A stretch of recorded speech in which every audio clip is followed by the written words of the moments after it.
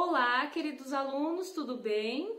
Hoje nós vamos falar a respeito da nossa personalidade, mais especificamente a respeito dos estados do eu. O que é isso?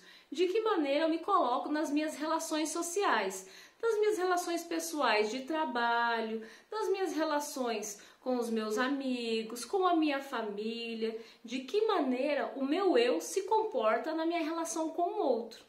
E esse material para a base do nosso estudo foi elaborado pela facilitadora Andréia Ferreira de Oliveira. Ela foi responsável pela criação de um curso a respeito de operações comerciais. Então, tudo a ver com o nosso conteúdo e com a nossa disciplina que vem falar a respeito das nossas organizações. Esse é o material que nós vamos usar para falar sobre a nossa personalidade no dia de hoje. E aí eu convido você para ir lá na plataforma Jacad, baixar o nosso material, quem não baixou ainda, tirar o xerox e poder fazer as suas anotações, tá bom? Vamos começar então a respeito do nosso eu. O que é isso de estados do eu? Como eu me coloco com as pessoas? Me coloco de que maneira? Emocionalmente, a respeito de como eu me sinto, para a partir daí, como nós já estudamos, né, anteriormente. Eu me sinto e então eu me comporto. Eu penso, então eu me comporto. O comportamento é o resultado final de todo um processo anterior. Então, como esse meu eu, como eu me coloco nessas relações com as pessoas? E aí no meu dia a dia, com os papéis sociais que eu exerço, certo? E dos estados do eu, veja ali na primeira figurinha, né, tem várias caretinhas. De que jeito que eu me coloco nessas relações? Muitas vezes, algumas pessoas se comportam de maneira emocionalmente, primeiro sentem, então se comportam de maneira muito raivosa, de maneira muito nervosa, em dificuldade de estabelecer uma comunicação assertiva com o outro, ao mesmo tempo que também existem outras pessoas que têm uma comunicação mais assertiva, uma comunicação mais clara, mais objetiva, outras pessoas que ficam no devaneio e ficam naquela história toda para explicar uma situação.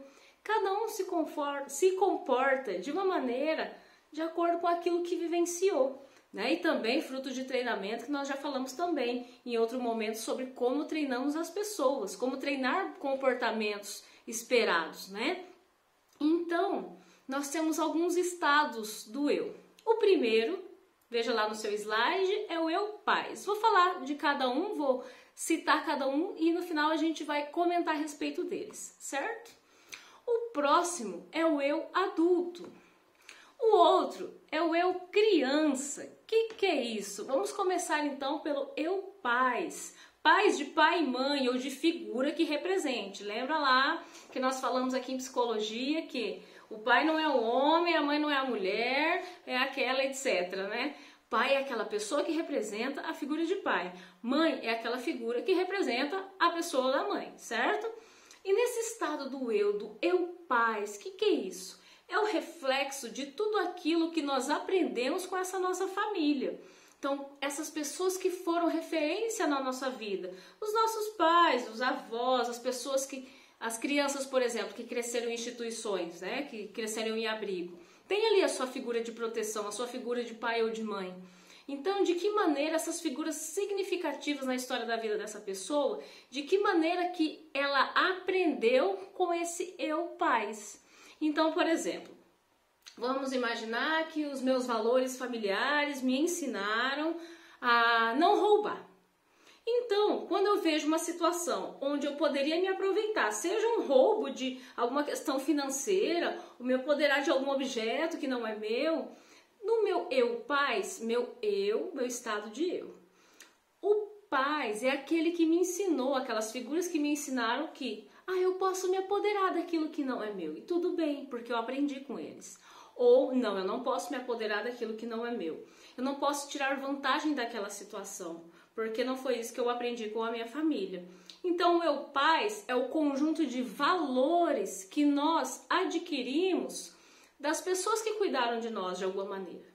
Eu paz, então, é todo momento onde eu me coloco em alguma situação que eu trago para ela os valores que eu aprendi na minha casa ou no lugar lá que você cresceu. E aí vem aqui uma perguntinha. Qual é a sua maior referência? né? Então pense aí, quando a gente estava falando de eu pais, provavelmente você deve ter lembrado de alguém. Então, qual é a sua maior referência dessa época? Certo? E aí, quais são as situações que caracterizam esse eu pais? Veja lá no seu próximo slide as ordens. Quando nós recebemos ordens ou quando eu dito uma ordem a alguém, eu estou exercendo essa função de eu pais. Mas o que isso tem a ver? Tem a ver que nós aprendemos a seguir ordens porque tinha alguém me falando sobre isso, seja o pai ou a mãe ou alguém que representava esse papel. Então, quando eu estou num estado ou eu me comporto ou me coloco numa situação onde eu tenho que dar ordens, eu preciso em algum momento dar ordem a alguém. Então, de que jeito que você vai dar essa ordem? De acordo com a maneira que você vivenciou essa situação anterior, é a maneira que você vai se colocar para dar a ordem a alguém. E aí vem os parênteses, né? Cada um dá a ordem da maneira que aprendeu a dar, né? Então, de que jeito você dá a ordem? A outra situação são as recriminações, sabe aquele não que a gente falou até em outra aula sobre id, ego e superego, né? Então essas recriminações, de que jeito que você recrimina alguém diante de uma situação, de um ato que não deveria ter cometido? Então as recriminações têm a ver com o eu pais, essas figuras que nos ensinaram a recriminar, porque é lá que você aprendeu o não, ou alguém que representasse, como a gente disse. A próxima situação são as tradições, situações culturais. O que é que você aprendeu de tradição na sua família? Nós falamos ali na nossa última aula sobre as instituições sociais, que uma delas era a família. E aí, quando eu pedi para vocês enviarem, né, alguma situação, o que é que você aprendeu com a família, que instituição social te ajudou a ser quem você é hoje, algumas pessoas disseram, por exemplo, pedir a bênção da avó, do vô, do pai, da mãe, seguir as tradições religiosas, e tem a ver com o eu pais, porque geralmente há uma tradição que os ancestrais, né, os nossos pais, os nossos avós, passaram ali nas gerações e nós vamos repetindo. Não estou dizendo que se sua família criou uma tradição, você vai fazer igualzinha a ela, porque você tem o poder da decisão. Você pode decidir se você quer continuar ou quer fazer algo diferente. Aqui não é certo e errado. Só estou te dizendo que a sua família te deu uma tradição da qual você segue ou escolhe um outro caminho. Mas você vai seguir de alguma maneira alguma tradição. Porque nós, seres humanos, somos aqueles que fazemos rituais. E o que é isso, ritual? O ritual de você chegar na sua casa e acender a luz. O ritual de você chegar na sua casa e tirar o calçado na porta da casa. O ritual de você escovar os dentes depois das refeições. Então, pequenos rituais que muitas vezes nós não nos damos conta, são rituais, são situações que nós comumente repetimos, certo? Então, as tradições são coisas que nós aprendemos com a nossa família, com os nossos pais ou aqueles que representam. Os conselhos, aquilo, por exemplo, quando você vai aconselhar alguém, vai dizer, olha, não vai por esse mau caminho, se eu fosse você, eu não faria isso, ou não, vai lá, incentiva e dá maior força, esses bons conselhos, nós aprendemos de alguma maneira com a nossa família. Lógico que depois vem outras pessoas, alguns amigos, enfim, os bons amigos, tá brincando. Mas nós aprendemos esses conselhos com os nossos pais, de alguma maneira. Situações sobre preconceito ou não ser preconceituoso, quais são os valores que a sua família te ensinou para você seguir aí o seu caminho.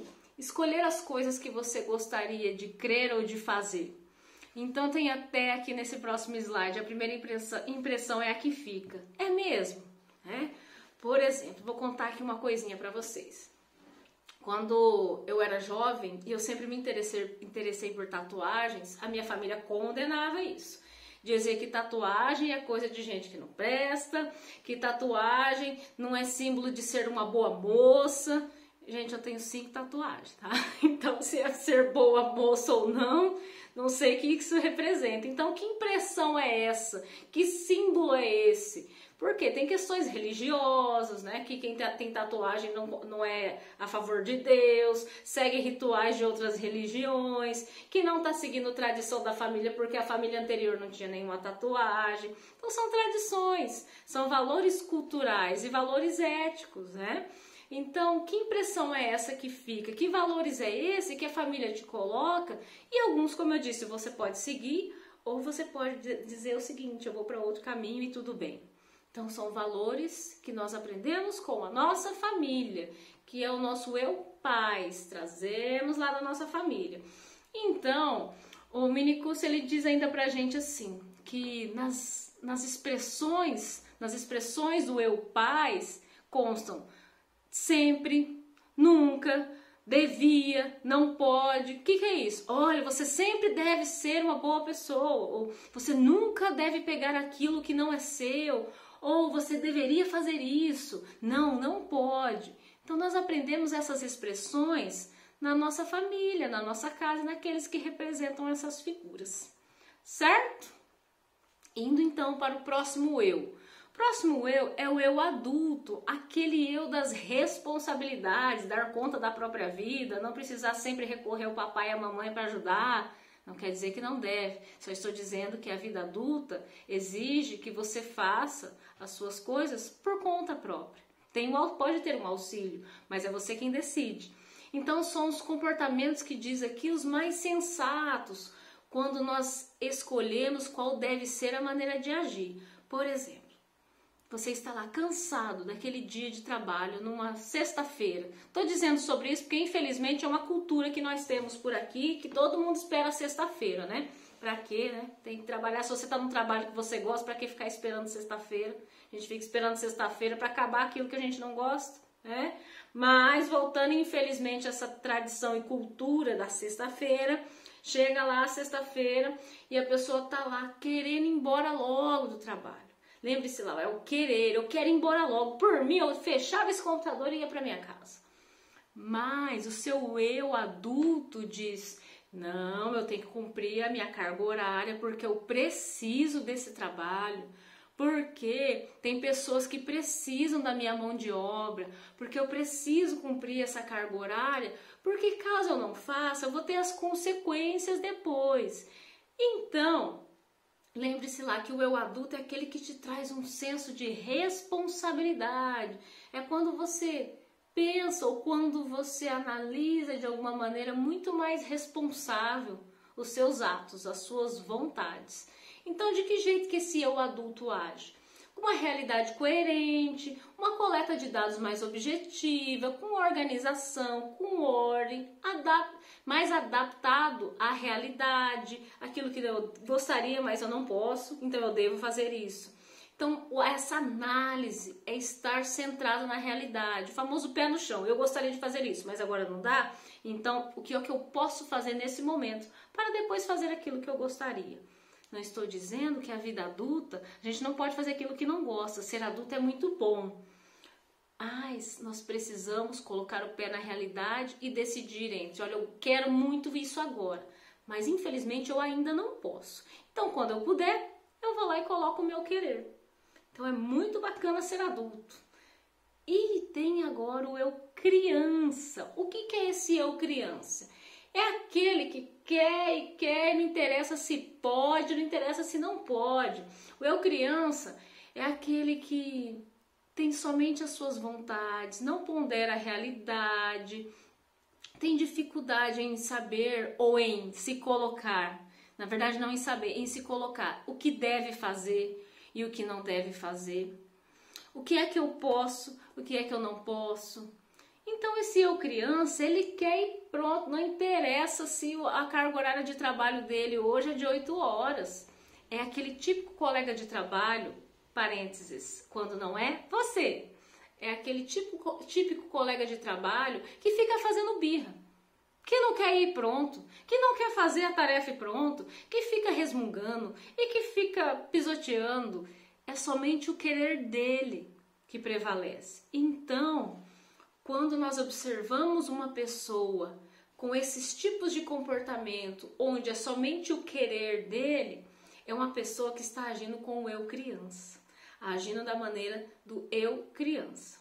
Então é importante nós ponderarmos, eu quero isso, mas eu posso? Aquele que tem o eu criança muito aflorado, ou aquele eu criança muito que prevalece na maior parte das vezes nas relações, é aquele que tem dificuldade em ponderar o que é que deve ser feito e o que é que ele quer fazer naquele momento. Então é importante nós observarmos quando muitas vezes nós fazemos isso. Nós temos um eu criança dentro de nós temos um eu adulto dentro de nós e nós temos o eu paz dentro de nós. E qual é o seu eu que prevalece?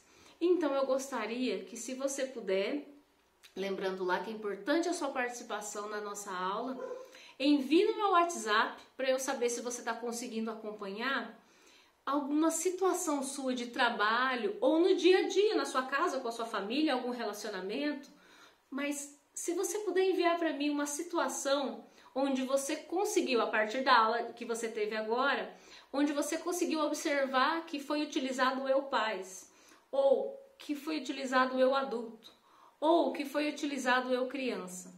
Tente recordar de alguma situação como essa, que você consegue agora, através dessa aula, identificar qual estado do eu que a pessoa utilizou. A pessoa outra que você estava tendo contato naquele momento, ou você mesmo. Qual o estado do eu que foi utilizado nessa situação que você se recordou?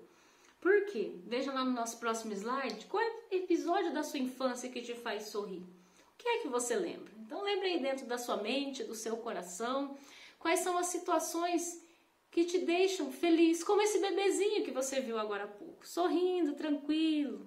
Guarde uma boa recordação da sua infância, para que você consiga, através dela, ter um eu adulto com tranquilidade, um eu paz com ponderação, ponderar aquilo que você deve, aquilo que você pode esperar, aquilo que o adulto vai medir entre eu quero, que é o eu criança, mas aquilo que eu quero de qualquer custo, mas aquilo que eu posso esperar um pouquinho para que esse meu querer seja mais responsável e que você tenha mais tranquilidade em poder escolher o que é que você quer de verdade e poder aproveitar isso. Tá bom? Obrigado por ter assistido a nossa aula e nos vemos na semana que vem.